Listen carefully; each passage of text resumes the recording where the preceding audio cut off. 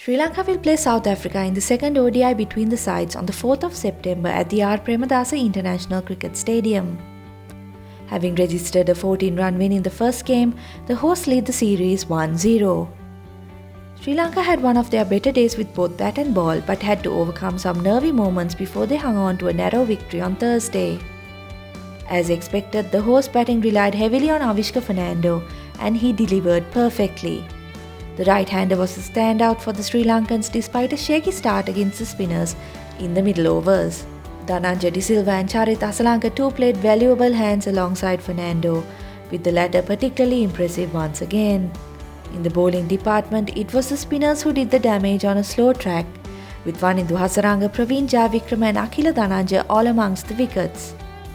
Dushmantha Chameera and Chamika Karunaratne then came back at the death to seal off the win. Despite winning the game, Sri Lanka will want to work on a number of areas for the second ODI. Vinod Bhanuka and Bhanuka Rajapaksa will be disappointed with their shot selection in the first game as both got out playing rash strokes. The pair will be under a bit of pressure coming into the game, with the likes of Dinesh Chandimal, Pathum Nissanka and Kamindu Mendis waiting in the wings. Akila Dhananjaya will be another under the pump, having gone for plenty of runs in his 10 overs. His only saving grace was the fact that he was able to pick up the all-important wicket of Rassie van der Dussen, which more or less ended South Africa's hopes of a win.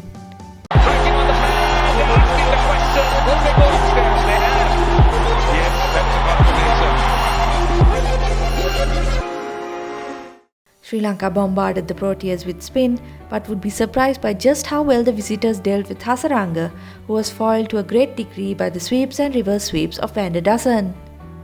The young leg spinner will have to find new ways through the defences of the batsmen, with Sri Lanka relying on him to bring them the wickets in the middle overs. Although Sri Lanka's running between the wickets continued to be good, the dot ball percentage was a problem once again, with the Lankan batsmen facing 144 dot balls during their innings. It is an area that Sri Lanka continue to struggle with, particularly when facing the spinners.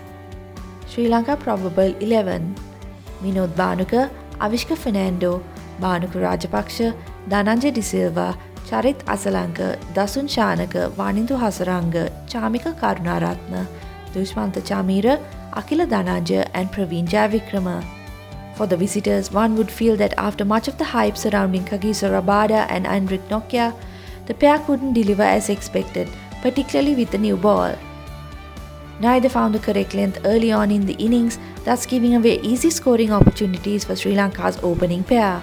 The spinners were excellent in phases, with KHF Maharaj in particular impressive with both the new and old ball. Given the surface on offer, one wonders if South Africa will be tempted to go with the spin bowling all-rounder George Linder at the expense of Andile Felequeo or stick with the same 11. The batting was impressive all-round despite the fact that they were unable to close out the game in the end. South Africa probable 11: Janneman Malan, Aiden Markram, Temba Bavuma, Rassie van der Dussen, Kyle Verreynne, Heinrich Klaasen, Andile Felequeo, Keshav Maharaj, Kagiso Rabada, Tabraiz Shamsi and Henrik Nokia. Both teams are sure to come out all guns blazing looking for a win in the second ODI. Sri Lanka will be hungry for more ODI Super League points, with the win here taking them up to 5th place in the table. The Proteas will be hoping they can get some points of their own as they look to push into the top 8. With the weather and playing surface expected to stay the same, second ODI is sure to be another exciting encounter between two evenly matched teams.